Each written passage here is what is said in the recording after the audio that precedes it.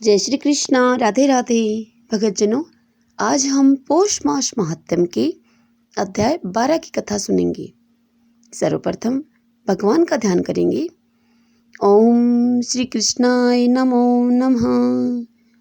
ओम नमो भगवते वासुदेवाय।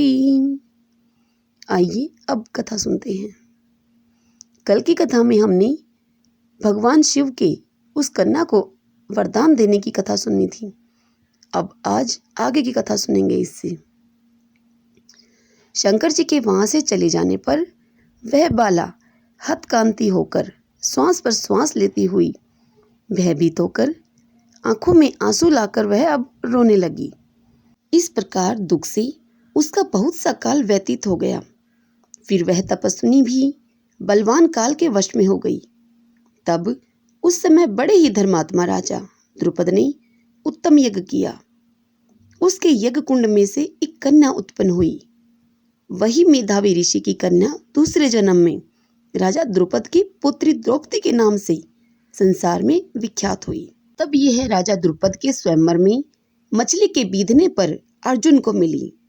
हे नारद, पुरुषोत्तम का अनादर करने से दुष्ट दुशासन ने इसके बालों को पकड़कर खींचा, परंतु उस समय वह बारंबार मेरे नामों को याद करने लगी। और फिर भगवान श्री कृष्ण कहने लगे कि यदि द्रौपदी को मैं भूल ही गया था तो भी मेरे को स्मरण आई, और हे राजन, मैं तत्काल ही गरुड़ पर चढ़कर आया और अनेक प्रकार से खींचे हुए चीर को मैंने इतना बढ़ाया कि दुशासन उसको खींचता हुआ अचेत होकर गिर गया। सदैव मेरे से स्नेह करने वाली और उस पतिव्रता को पुरुषोत्तम मास की अनादर से मैंने भी उसको त्याग दिया। पुरुषोत्तम मास का तिरस्कार करने वाले को मैं गिरा देता हूँ। इसीलिए सब प्रकार से पुरुषोत्तम मास ऋषियों और देवताओं को भी सेवने योग्य है। फिर मनुष्यों को तो अत्यंत ही मनवांछित फल देने वाला है यह। इसलिए आने वाले पुरुषोत्तम मास की आराधना करो, अब सब कुछ अच्छा ही होगा।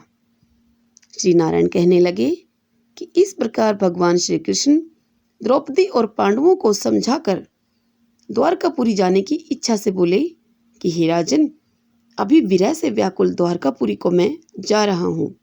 ऐसा कहने पर भगवान प्रेम में मगन हो पांडु पुत्रों को धीरे धीरे लौटाकर भगवान द्वारिकापुरी को लेकर चले गए। श्री नारायण भगवान बोले कि श्री द्वारिकानाथ के द्वारिका जाने पर युधिष्ठिर अपने भाइयों के सहित तप करते हुए तीर्थों में विचरण करने लगे।